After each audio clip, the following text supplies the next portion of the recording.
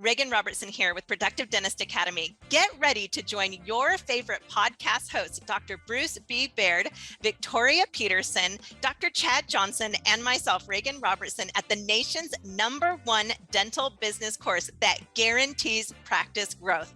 That's right, full immersion CE, so you can consistently produce more and align your team for results without compromising excellent patient care. Registration is now open. The tuition cost is $2,195, which is ridiculous because it's regularly $5,528. Hop on over right now to www.productivedentist.com/workshop to grab your registration today. Again, that is www.productivedentist.com/workshop. If you cannot wait and you have to have it right now, email Brent, B-R-E-N-T, at productivedentist.com. That's Brent, B-R-E-N-T, at productivedentist.com, and we will save you a seat. I look forward to seeing you there. Welcome to Investment Grade Practices Podcast, where we believe private practice dentists deserve to get the lifestyle today while building an asset for tomorrow. Join your host, Victoria Peterson, to design the practice of your dreams and secure your financial independence. Let's get started.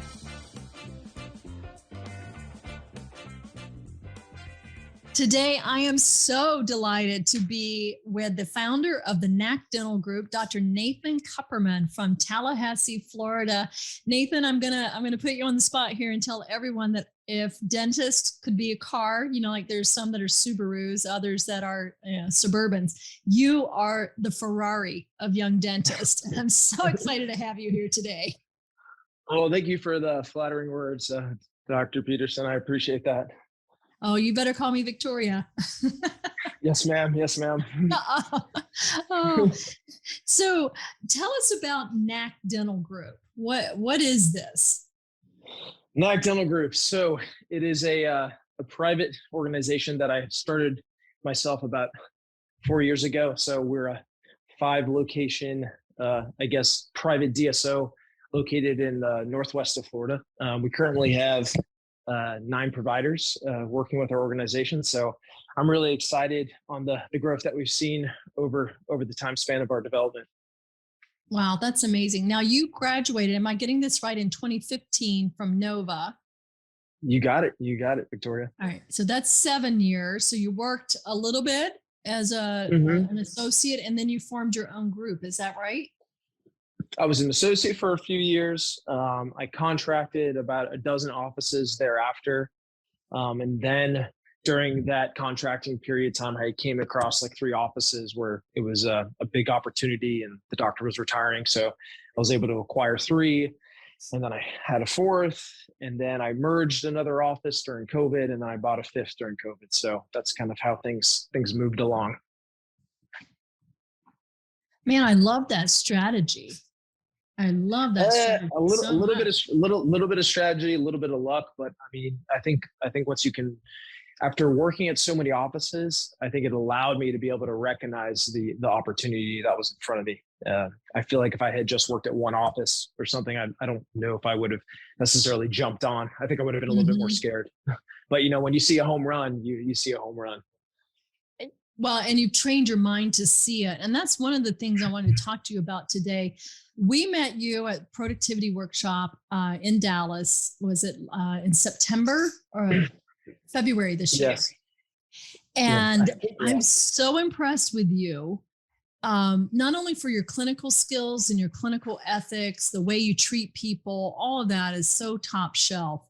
But you have an investor's mindset. You're like a young Bruce Baird. If we could put Bruce back in a time capsule, he'd be Nathan Kupperman. So is it something you developed? Is it something you're born with? How is it that you, like you said, you could just see the home runs? You could see the value. You can see when it's a smart opportunity. How do you do that? Yeah. So first of all, I just want to say hats off to PDA. That workshop was incredible. You and Bruce did a great job. But coming back to the investor's mindset, that's definitely something that was not just, inherited. That was something that was built over time because oddly enough, when I was contracting at all these different offices, I was commuting a great deal, and I think you'll probably, see that this is like a common subject, but I feel like when you're commuting and you have all this time, you start listening to podcasts and listening to audiobooks. So I probably, listened to maybe like 50 something audiobooks on just business, on taxes, on forming corporations, on like loopholes of real estate, on just a lot of other worldly economic books, and then a lot of like psychology, leadership. So it just like the list goes on. And then obviously too, there's just podcasts like this. I'm just constantly tuning in and looking out for new podcasts that are coming out, looking for like the cutting edge material that's out there. It sounds like you're a constant learner. Constant. I mean, I feel like I get bored. I feel like I'm constantly, I want to be like re-inspired, reinvigorated, re-engaged constantly, weekly at least, I love that. And you said that you have 5 locations and 9 doctors. So how do you identify or nurture or motivate that same type of learner's mindset with your associates? I think that's really has to do with the onboarding process. I think that's a critical part. I think before anybody even steps foot in your office, I think that there has to be a cultural alignment that's there. I think that's really, really critical. So I think when I'm interviewing associates, I'm thinking about potentially hiring them, I'm definitely vetting them and seeing if they're going to culturally be a good fit. Obviously if they're going to be ethical, and just to see if they're going to fit in with the other doctors. It's kind of funny too, because a lot of times when I bring a doctor up, it's like we kind of throw them in the lion's den. It'll be 5 of us that'll, go out and, grab some chicken wings and beers, and we'll just hang out and talk, and we'll just see, it's like, is this guy philosophically there, clinically, is he a good person? Is he outgoing? So I think that's been a really good thing that's worked out for us.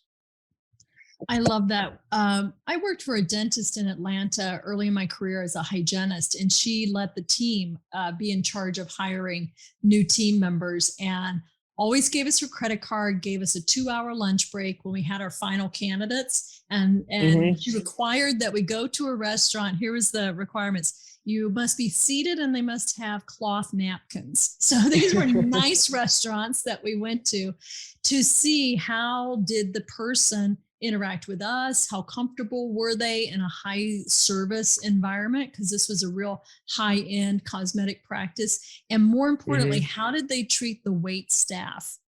And that would oftentimes, I like that. They would be great on paper. They had all the skills. And this one gal, I remember, she was like, "Oh, my napkin's dirty. I need a new one." Send them away. "Oh, I need a ketchup. Oh, the salt." And we're like, "Why didn't you ask for all these things at once?" And she goes, "You know what? I wait on people all day long. And when I'm out at a restaurant like this, I want somebody to wait on me hand and foot." So they're gonna earn their tip. And we were like, "Thanks for the heads up, baby." Next. That is a great way to weed some people out. That's for sure. Right. So I love that you make it a 3-dimensional process. It's not just a one-on-one interview or an office interview. I'm going to name that part of the episode, Chicken Wings and Beer, how to tell if you've got the right associate. That's awesome. You also have an ebook. Yes. It's the title's "I Know That I Know Nothing." But it's a good kind of a starter book, I think, for like a new grad just graduating or a student still in dental school. So I kind of I share that ebook with people I'm going to potentially hire, and then the first sign is like if they read it, right? And the second sign is like just I get the feedback from them, and I see that they're kind of like in alignment, because I have a lot of psychology and leadership things that I kind of cover in that book. And I just want to see, what they think. I want their feedback, and I want them to kind of know who I am before they even meet me. So, yeah. And why the title? What is inside this book? I know nothing. It's just a philosophical quote, Aristotle. And it lets you know that, like when you graduate, it's like, you don't know what you don't know, essentially. And it's just a way of like disarming the new grad. So they come into the office and they're humble and they're open-minded and they're ready to learn. Because I think if they come in with that mindset, it's going to make it so much easier for the mentoring docs to elevate them so quickly. Because feel like new grads, they come in, they want to use this instrument, that instrument, they want to do things their way. And then they're not quite as productive. But then if they come in with an open mind, it's amazing how rapidly we can elevate them and get them just like fired up and really doing great dentistry quickly. Yeah. Do you mind sharing how long it takes you to get an associate up to speed? And in terms of productivity, what does up to speed look like in your group? So it kind of varies. I mean, there's some clinicians that are clinically gifted. I've seen clinicians skyrocket within the first 3 to 4 months. And I've seen other clinicians that have they've lagged in the 8 to 9 month period. So I would think too, like you would want your doctors producing around at least a bare minimum 60 a month, but you like to see them at that 80 to 100 a month production wise. So I feel like that's kind of the development. Another thing too is like their speed on procedures. So, obviously new grad, it's going to take them 3 hours to do a molar endo. And then as they could progress, I mean, you can do a molar endo in 45 minutes to an hour. So those are kind of like clinical determinants. I think, yeah. And how many hours are they working? I really try to have my doctors only work a maximum of 4 days a week. In a sense, and I have part-time docs too that work 2 to 3 days a week. And it's funny too because I feel like the part-time docs are the ones that have been with the organization for like 8 years because they kind of have like that flexibility. But I feel like 4 days a week is maximum because I just don't want to burn my docs out. I want them to have like that work-life balance. I think that's really, really critical. That's so key. I mean, every time you speak, everything you bring up, it's just a nugget of culture. Right. It's all about culture, all about culture. I'm not trying to, create slavery and like be whipping people to work. That's just not my style. I just want everyone, I want people to come and show up to work and be excited to be there and be refreshed like every week they come in. Well, I tell you what, I just did some quick math here, and a 4-day week, it on paper is like 128, 130 hours a month. But when you throw in holidays and vacation, it's about 114. So your associates are doing 526 to 877 an hour. That's more than twice, 3 times, 5 times the average associate. The average associate does what, 275, 300 an hour. I think that's what they said in the course. Yeah. So you are a Ferrari. But I bet it's not about speed. I heard you say it takes a while to get your speed up. Is it about speed? Is it about efficiency? Is it about precision so that you're not redoing your work? What's the combination there? Well, there's like that saying, it's like first you go slow, then you go right, then you go fancy, right? So, I mean, it just takes time to build up.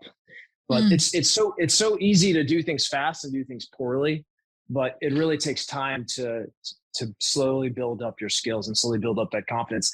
But I think one thing too that's really, really critical is kind of like the diagnostic aspect. It's tough for newer doctors to diagnose and do comprehensive treatment planning because sometimes they have a hammer and everything looks like a nail. So sometimes you have to kind of back them up a little bit and say, look at the comprehensive full mouth picture. I'm like, there's a huge case here. And the patient wants this. Like we can't focus on just like one cavity or one tooth that needs to be extracted.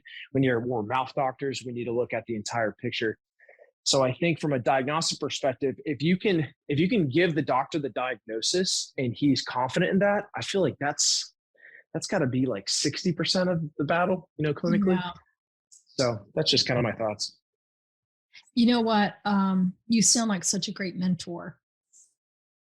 And the thing is too, is like, I was a great mentor in the beginning. And I have another kind of like clinical officer that's with us. He's been with us for about 4 years now.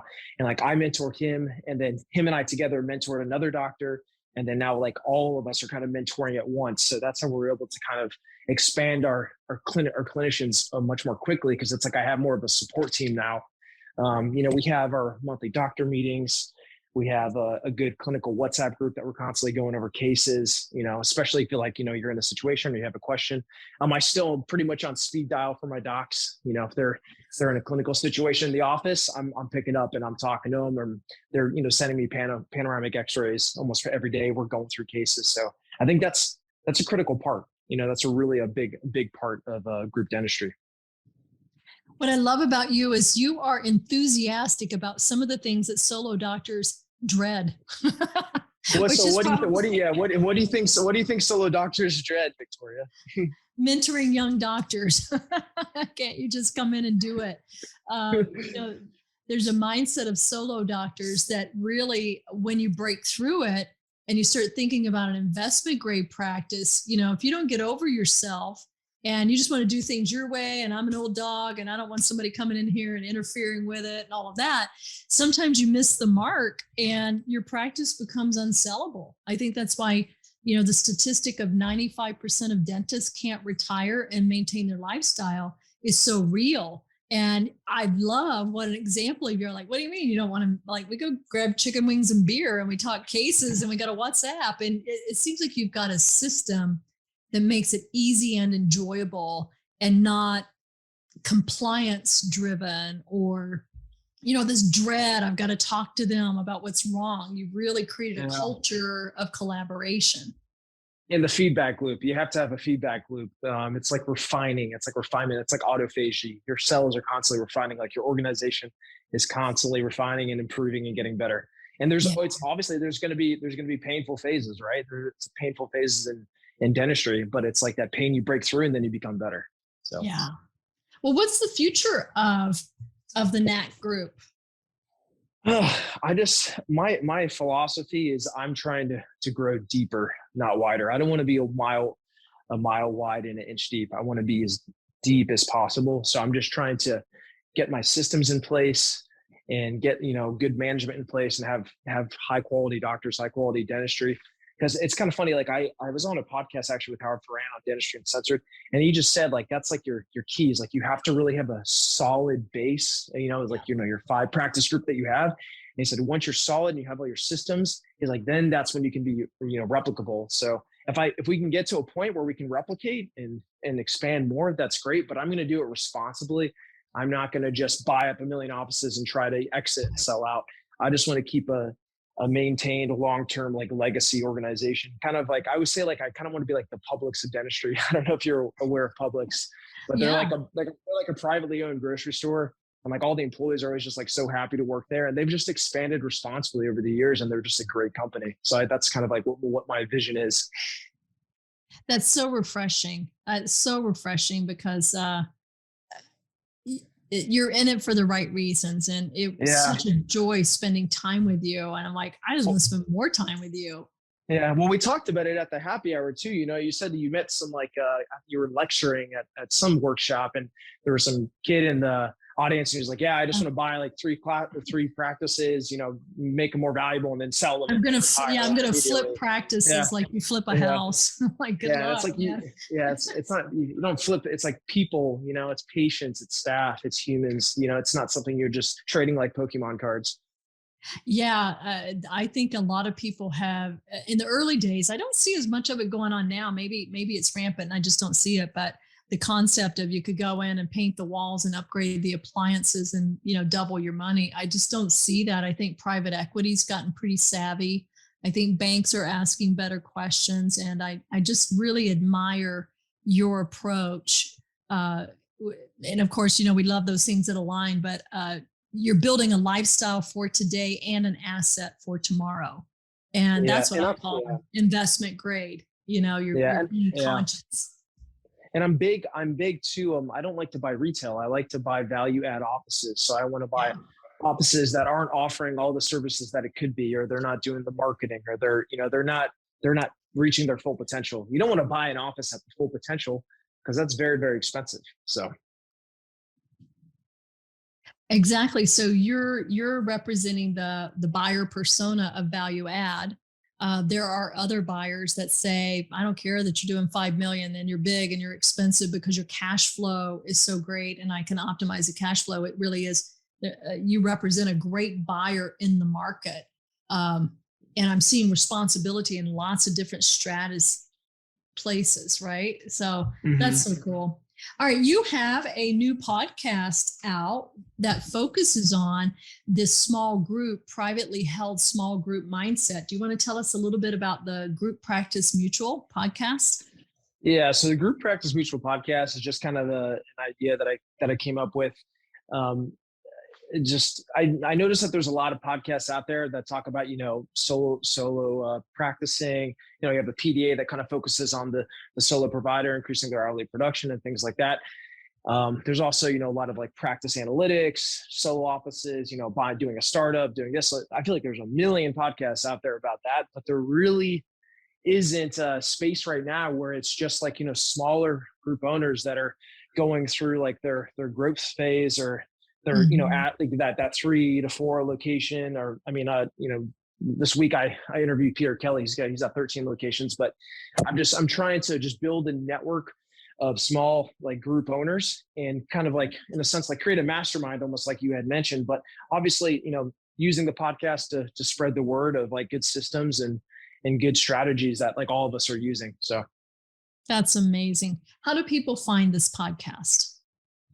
On Spotify, actually. So we're like in our baby phase, and I've just launched it on Spotify, because I feel like that's a pretty popular platform. So hopefully we'll be on Apple iTunes soon. Oh, that's awesome. So look for Group Practice Mutual on Spotify. I feel so honored that we're in the ground floor of this. Yeah. You're literally like launching it for me. This is like the first real exposure that this podcast has had. So thank you. I appreciate it. Okay. When you're a big guy, you got to remember me. All right. So if people want to connect with you and learn more about what you're doing, what's the best way for them to do that, Nathan? Info@nacdentalgroup.com. And I'm very responsive. So, whoever reaches out to me, I always respond. I just like, I love networking. I love meeting other professionals in the industry. So that's kind of what I'm really passionate about, because ultimately I just continue just to learn and expand my mindset and expand my vision. I love it. So that's info at N as in Nancy, A as in Adam, K as in Kupperman. Info at nacdentalgroup.com. I love it. Nathan, you have been amazing to interview. I've taken literally, I hope I haven't been too loud here, but I've taken about 2 pages of notes on this podcast, and I can't wait to break it down for everyone. Awesome. Fantastic. Well, yeah, I'm glad that we could get this done today, because we've been talking about it for a little while. I know you were out in Idaho on vacation, so I'm glad you're back, and I'm glad we got this done. All right. Thank you so much. Thank you so much. Thank you for tuning in to this episode of Investment Grade Practices Podcast. If you find value in this episode, help us spread the word by passing it along to a dental friend, subscribe, and give us a like on iTunes or Spotify. Learn more about building your investment grade practice at productivedentist.com today.